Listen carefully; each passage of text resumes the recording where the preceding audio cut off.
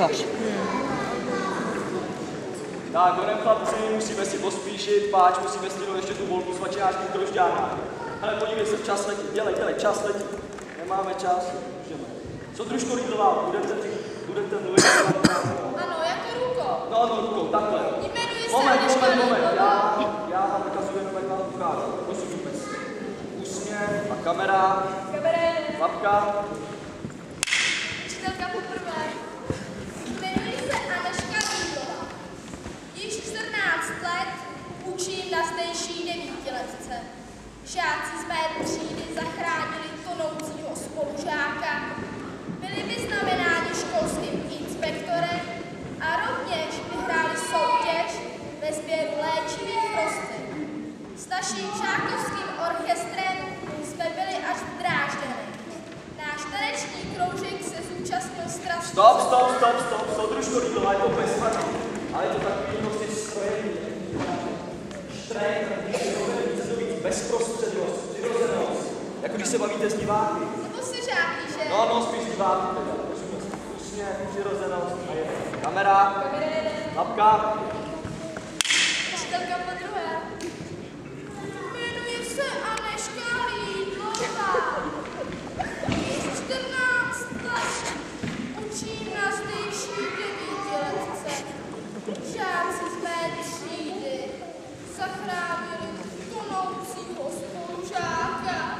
Byli vyznamenáni. Co se děje, Pepo, co? Paní učitelce se děsně, ale opravdu děsně leskne. No, tak přepudroval, honem. Čas letí.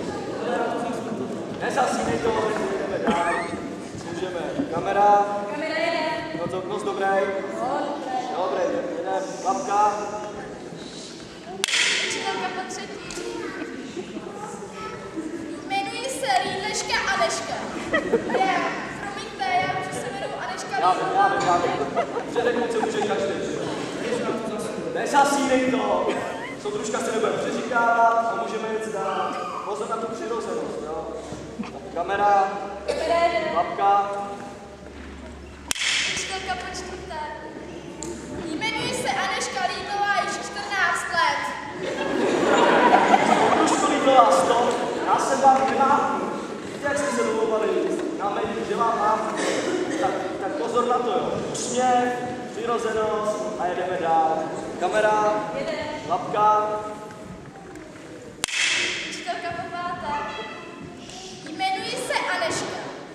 Již 9 let učím na zdejší 14letce. Žáci z mé třídy zachránili tonoucího předsedu Mlčocha Antonína.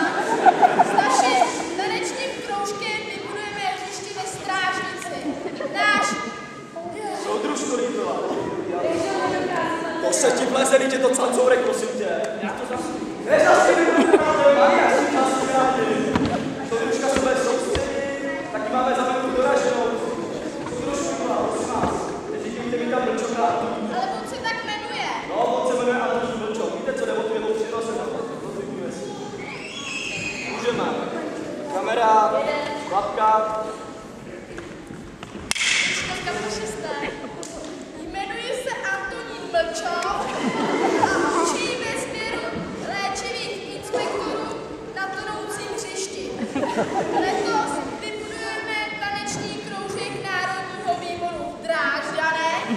To nám velice vychází vstříc zdejší 9letá strážnice Lídlová. Anežka. Stop!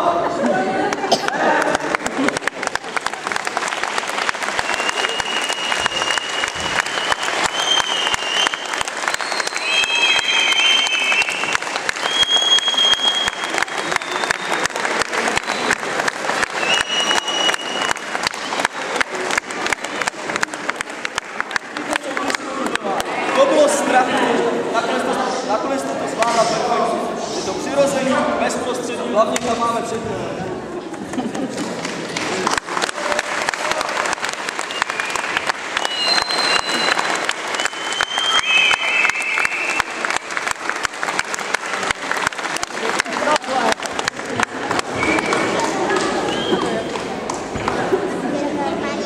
Ano, jen si